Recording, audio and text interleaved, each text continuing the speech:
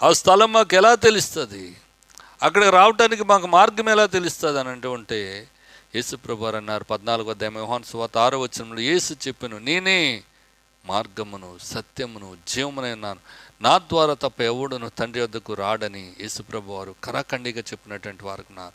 కనుక ఆయన యొక్క మాటలు మానవ జీవితాన్ని ప్రభావితం చేసేసినటువంటి ఉన్నాయి. మొహమాటం లేకుండా మాట్లాడినటువంటి వారు ఉన్నారు.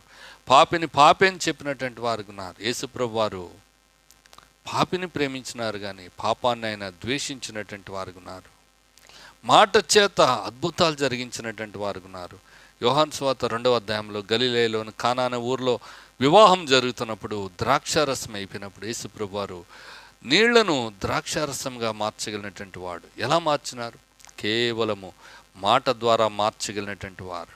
ఈ జగత్తులో ఎవరైనా మాట ద్వారా పరిస్థితులను మార్చగలిగినటువంటి వారు ఎవరైనా ఉన్నారంటే